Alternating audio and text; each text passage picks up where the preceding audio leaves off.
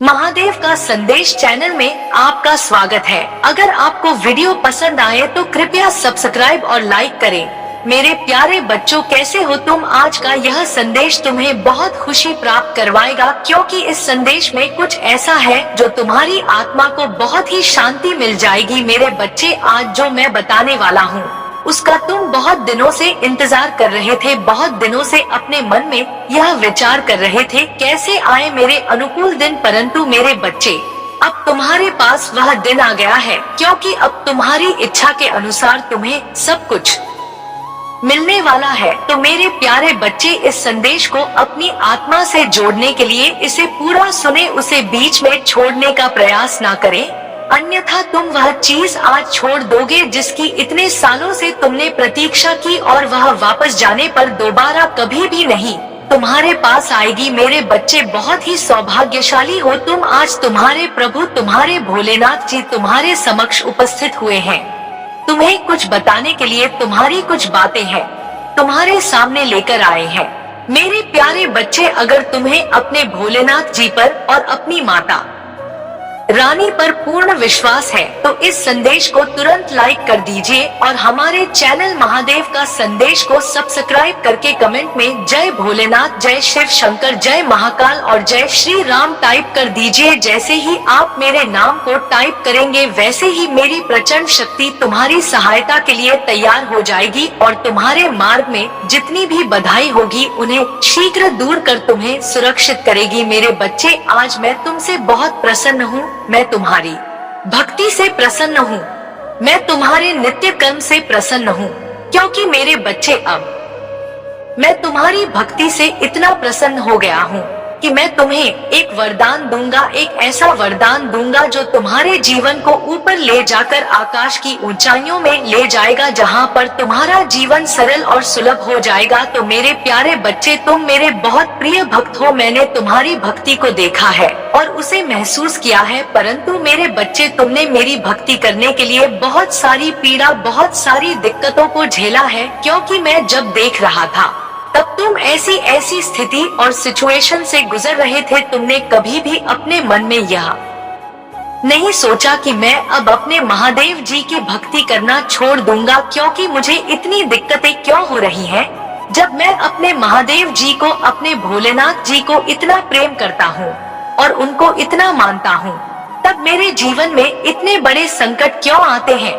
ऐसी बातें तुम्हारे मन में हमेशा चला करती थी, परंतु फिर भी तुम अडिग रहे, अपने ही लक्ष्य पर अडिग रहे। तुम्हारा एक मेन लक्ष्य है मेरी भक्ति करना, तो तुमने मेरी भक्ति की, मुझे प्रसन्न किया। आज समय आया है तुम्हारी भक्ति का फल देने का। मेरे बच्चे, तुम्हारी आत्मा मुझसे सदैव जुड़ी रही है। तुमने मेरा चिंतन और भजन किया है, जिस कारण से तुम्हारी आत्मा अब पवित्र होकर दिव्या हो गई है। मेरे बच्चे, तुम हमेशा मेरे से जुड़े रहे हो और मेरी इच्छाओं और मेरी कूटनीतियों का पालन किया है। मेरे अनुसार ही तुमने अपने जीवन को चलाया है, क्योंकि तुम मुझे जानते हो कि मैं क्या क्या करता हूँ और कैसे कैसे करता हूँ। उसी के अनुकूल तुमने अपने जीवन को संवारा है। परंतु मेरे बच्चे, तुमने तपती धूप में भी मेरे लिए आंसू बहाया है। तपती धूप में तुमने मेरे लिए प्रार्थना की है कि हे प्रभु, मैं तुम्हारी भक्ति इस प्रकार से कर रहा हूँ, फिर भी मुझे इतना दुख क्यों मिल रहा है। मेरे बच्चे, इन सभी प्रश्नों का उत्तर तुम्हें इस संदेश के अंत में मिल जाएगा। तब तक के लिए तुम मेरे साथ में बने रहो और मेरे इस संदेश को पूरा सुनते रहो। मैं क्या तुम्हें इस संदेश में बता रहा हूँ, मेरी एक एक बात को नोट करो और अपने अंदर उतारने का प्रयास करो, क्योंकि जब तुम मेरी बात को नोट करोगे और अपने अंदर उतरोगे तो तुम स्वयं ही समझ जाओगे कि तुम्हारे महादेव जी क्यों इतना समय लगा रहे थे तुम्हें कुछ देने के लिए। मेरे बच्चे, तुमने मेरे लिए अपने घर में भी बहुत डांट फटकार खाई है कि यह तू क्या कर रहा है। तू तो इस प्रकार से भक्ति में चूर हो गया जैसे कि तेरा कोई आगे पीछे है ही नहीं, और तुझे तो अभी बहुत कुछ देखना था, तुम्हें तो बहुत कार्य करने थे, क्योंकि तुम ही तो एक मेरे एकलौती बारिश हो, और तुम ही इसी प्रकार से भक्ति में लीन हो जाओगे तो मेरा घर कैसे चलेगा। इस वजह से तुम्हें बहुत डांट पड़ती थी। तुम्हारे माता पिता तुम्हें यह समझाते थे कि तुम भक्ति करो, परंतु उसके साथ साथ अपने घर के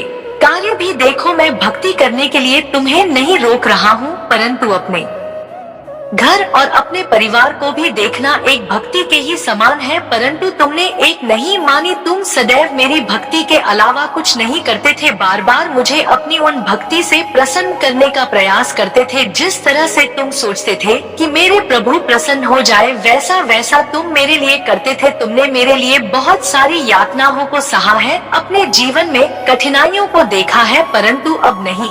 अब तुम्हारे जीवन के सभी दुखों का अंत होगा। अब तुम्हारे महादेव जी स्वयं तुम पर अपनी कृपा दृष्टि करेंगे और तुम्हारे लिए वह सब चीज लेकर के आएंगे जिनकी तुमने अपने मन में इच्छा रखी थी और मेरी भक्ति करना प्रारंभ किया था। मेरे बच्चे, मेरी भक्ति करना इतना आसान और सरल नहीं है। मेरी भक्ति एक प्रकार से सरल भी है और दूसरी प्रकार से कठिन भी है, परंतु मेरा भक्त चयन करता है कि मुझे किस प्रकार की भक्ति करनी है। यदि उसका हृदय साफ है और वह मन से भक्ति कर रहा है तो वह मेरी भक्ति चाहे जहाँ रहकर भी कर सकता है। मेरे मंदिर और मेरे चित्र की आवश्यकता नहीं है, परंतु जो सिर्फ दिखावे के लिए भक्ति करते हैं उनके लिए तो दिखावा ही परम आवश्यक होता है, परंतु दिखावे से कुछ नहीं होता है। तुम्हें यदि भक्ति करनी है तो सच्ची भक्ति करो, मन से करो, तन से करो, तभी तुम्हें उसका फल मिलेगा। आज मेरे इस भक्त ने मेरे तन, मन और धन से भक्ति की है, इसलिए आज मैं उसके समक्ष प्रस्तुत हुआ हूँ, उसे दर्शन देने के लिए और उसकी व्यवस्थाओं को सुधारने के लिए। अब मैं उसके जीवन में इस प्रकार से एक खुशी का भूचाल लाऊंगा जिससे उसकी पूरी जीवनी पलट जाएगी और एक नए जीवन का आरंभ हो जाएगा। अब वह किसी भी चीज के लिए तरसेगा नहीं और ना ही किसी चीज के लिए रोएगा, उसे भी सब चीज मिल जाएंगी। इसके लिए वह एक दूसरे की अनेकों बातें सुनता था, क्योंकि उसके पास कुछ ना होने के कारण जब किसी से कुछ मांगता था तो तुम्हें लोग कुछ नहीं देते थे और बुरा भला करके वापस लौटा देते थे। परंतु अब समय आ गया है, तुम्हारे पास वह सब चीज होगी। अब तुम खुद देने के योग्य हो जाओगे, चाहे जिसको चाहे जो भी दे सकते हो, परंतु तुम्हें अभी कुछ और समय की प्रतीक्षा करनी है। उसके लिए मैं जो तैयारी कर रहा हूँ वह पूर्ण हो जाने दो। यह मैं तुम्हारी संतुष्टि और जिज्ञासा के लिए सारी बातें बता रहा हूँ, क्योंकि यदि मैं तुम्हें आज यह संदेश देने न आता तो तुम बहुत निराश हो गए थे और अपने जीवन से दुखी हो गए थे, जिस कारण से तुम कुछ भी करने के लिए तैयार थे, यहाँ तक कि तुम अपने प्राण ही देने के लिए तैयार थे। इसीलिए मुझसे रहा नहीं गया और मैं तत्काल तुम्हारे पास चलकर आ गया तुम्हें रोकने के लिए कि मेरे बच्चे अभी तुम कुछ मत करो, तुम्हारे लिए तैयारी चल रही है, क्योंकि तुम एक बहुत पवित्र आत्मा हो। तुम्हारी आत्मा ने जो मेरी भक्ति की है और जो मेरे से प्रेम बनाया है उसका फल अब तुम्हें प्राप्त होकर रहेगा। जो भी भक्त शिव से जुड़ जाता है वह कभी भी अकेला नहीं रहता है। भगवान शिव उसकी हमेशा रक्षा करते हैं और उनको हर दुखों से दूर रखते हैं।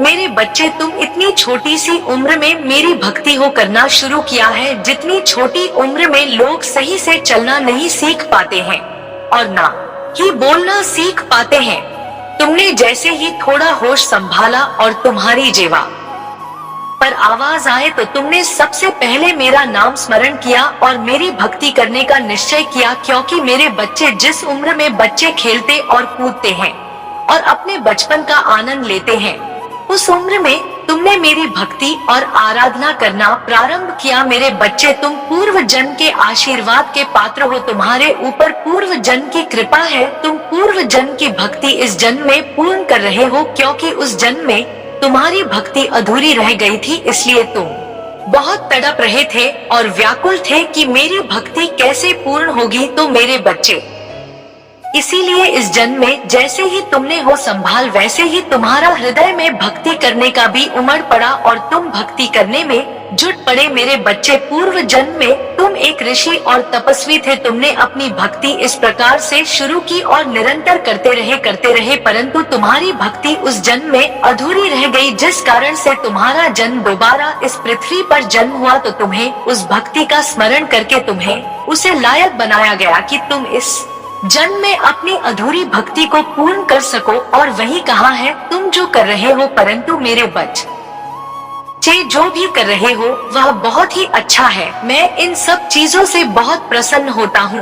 क्योंकि जब कोई मेरी भक्ति और आराधना करता है तो मैं बहुत ही ज्यादा प्रसन्न हो जाता है। इसलिए मेरे बच्चे, तुम अब चिंता बिल्कुल भी मत करो। जब तुम्हारे प्रभु भोलेनाथ प्रसन्न हो गए हैं तो तुम्हारे जीवन में अब कोई भी ऐसी सिचुएशन नहीं आएगी जिसे तुम संभाल ना सको। मेरे बच्चे, तुम्हारे आसपास के लोग यह सोचते थे कि यह इतनी कम उम्र में भक्ति करने लगा है, क्या यह साधु संत बन जाएगा या फिर कोई बड़ा तपस्वी बनेगा। यही बातें सोच सोच कर तो हमारे बारे में चर्चाएं चल करती थी, परंतु उन्हें यह नहीं ज्ञात है कि भगवान का स्मरण करने से, भगवान की पूजा करने से कोई सन्यासी और साधु नहीं हो जाता है। भगवान की भक्ति और पूजा पाठ दो सभी लोग कर सकते हैं, एक गृहस्थ भी कर सकता है और करता ही है। इस संसार में बहुत सारे ऐसे प्राणी हैं जो ग्रस्त होकर भी मेरी भक्ति में लीन रहते हैं। तो ऐसा नहीं है कि यदि तुम्हें भक्ति करनी है तो तुम्हें सब कुछ त्यागना ही होगा। तुम्हें शिव ऐसे भी मिल सकते हैं, त्यागने की कोई आवश्यकता नहीं है, परंतु जो त्याग कर शिव को प्राप्त करता है वह सर्वश्रेष्ठ होता है, क्योंकि उसने मुझे अपने के लिए अपने जीवन को त्याग है। यदि तुम ग्रस्त में रहकर मेरी पूजा उपासना करते हो तो तुम्हें उसी के अनुसार तुम्हारी भक्ति को स्वीकार किया जाता है, क्योंकि तुम ग्रस्त भी हो और भगवान को भी पाना चाहते हो। तो मेरा कहने का तात्पर्य है कि भक्ति कभी भी किसी समय कैसे भी की जा सकती है, उसके लिए कोई समय नहीं निश्चित है और न ही कोई नियम निर्धारित है। मेरे बच्चे, लोग तुम्हारी बातें सही तरीके से नहीं करते थे। कुछ लोग तो कहते थे कि यह बहुत अच्छा काम कर रहा है और कुछ लोग तो कहते रहेंगे इस तो भूत चढ़ा है, वह इसे पागल बनाकर ही छोड़ेगा। परंतु जिसकी जैसी सोच है उसके मन में वैसे ही विचार उत्पन्न होंगे, उसकी सोच को कोई बदल नहीं सकता है। तो तुम इन सब बातों को इग्नोर करते हुए अपने ही मंत्रों में मुक्त रहे और मुझे अपने शिव को अपने हृदय से लगाकर अपने ईष्ट की तरह दिल में बसाया है। मेरे बच्चे, तुम्हारे महादेव जी तुम्हारे लिए भव्य तैयारी कर रहे हैं, क्योंकि वह तुम्हें कुछ सबसे कर देना चाहते हैं।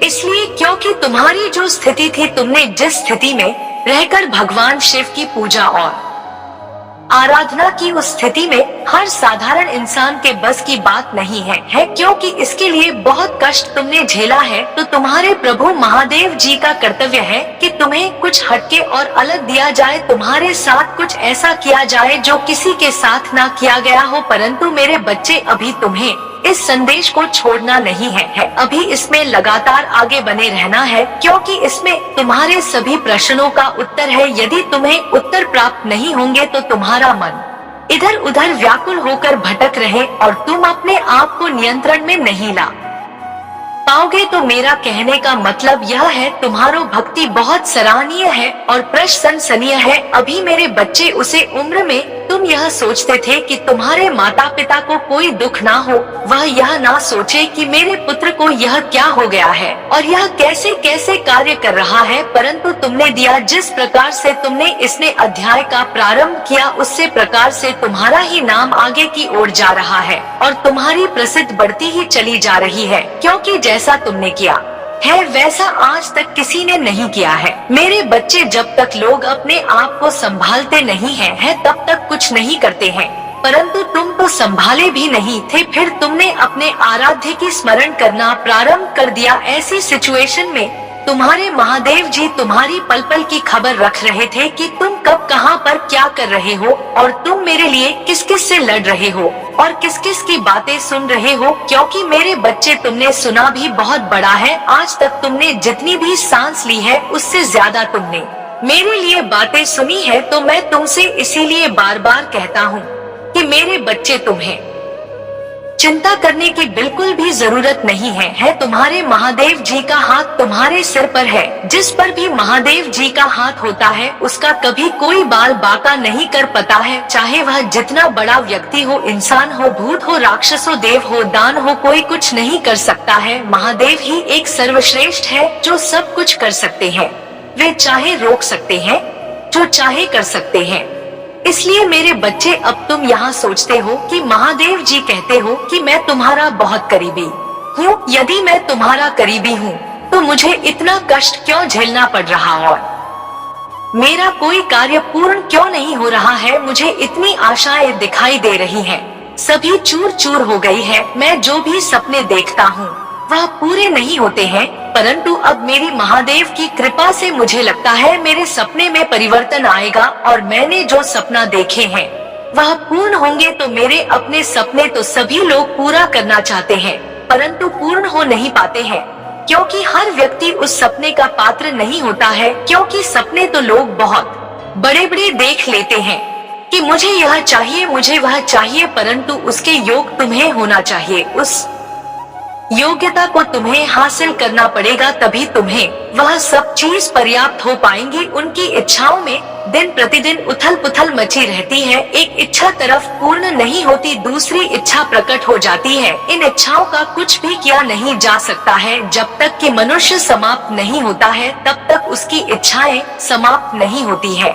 जब मनुष्य समाप्त हो जाता है तभी उसकी इच्छाएं समाप्त होती है, क्योंकि इच्छाएं अनंत है, उनकी कोई भी गिनती नहीं है। लालच मोहवश यह सब चीजें मन में आती रहती है।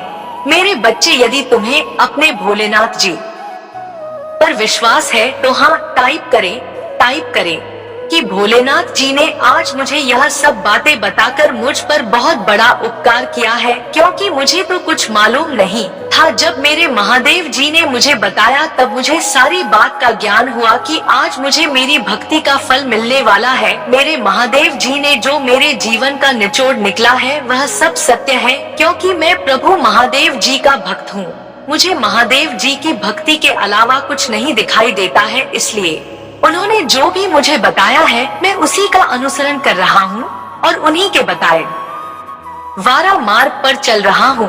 मेरे महादेव जी मुझ पर इतनी बड़ी कृपा कर कर बहुत बड़ा उपकार किया है। मैं इस उपकार को कैसे भूलूं, क्योंकि मेरे महादेव जी ने, मेरे भोलेनाथ जी ने जो मेरे लिए समय निकाला है वह मैं कैसे चुका पाऊंगा, जो कि मेरे प्रभु मेरे पास आए हैं और मैं उन्हें ही बार बार इग्नोर करके जा रहा था। मैं कुछ समझ नहीं पा रहा था कि कैसे क्या होना चाहिए। जब जब मैं अपनी मार्ग से भटका हूँ तब तक मेरे महादेव जी ने मुझे उसे मार्ग से निकालकर सही मार्ग पर ले जाने का कार्य किया है। हमारे दयालु भोलेनाथ की दया दृष्टि बरसाते ही रहते हैं।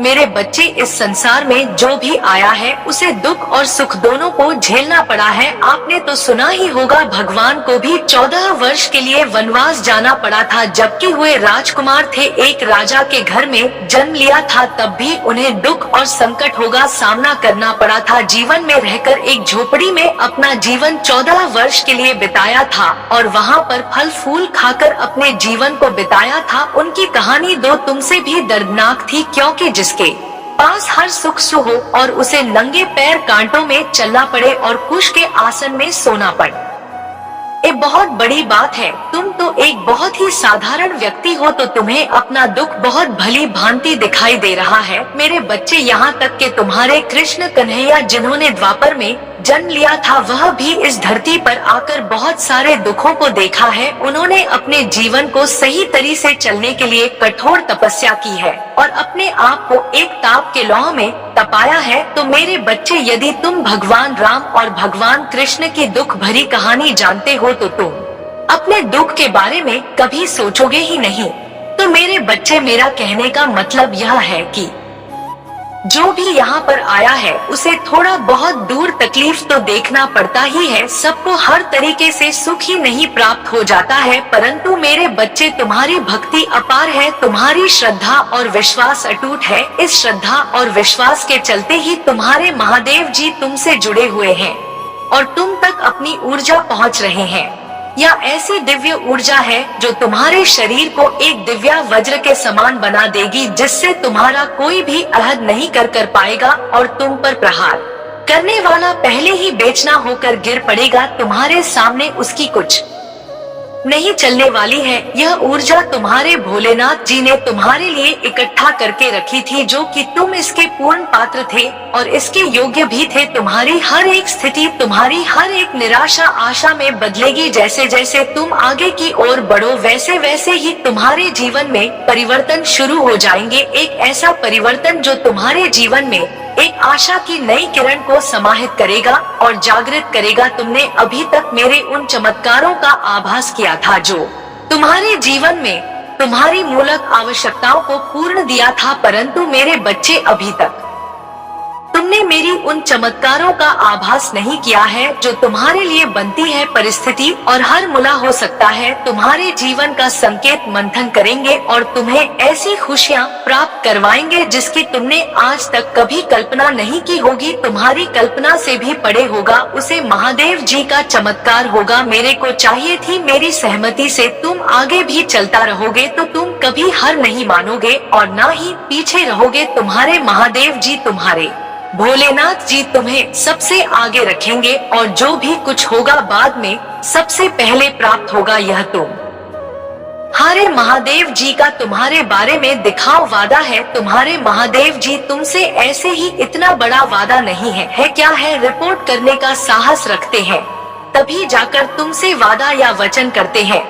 मेरे बच्चे, जब तुम्हारे जीवन में कोई हवा का झोंका आता तो तुम घबरा से जाते हो और इतनी घबरा जाते हो कि तुम कोई ऐसा निर्णय ले लेते हो जो तुम्हारी सोच के विपरीत होता है। मेरे प्यारे बच्चे, महादेव जी की आत्मा से जुड़ने के लिए चैनल को सब्सक्राइब जरूर करिए और इस वीडियो को ज्यादा से ज्यादा शेयर करिए ताकि सभी भक्तों तक यह आसानी से पहुंच जाए। तो मेरे बच्चे, अब मैं चल रहा हूँ।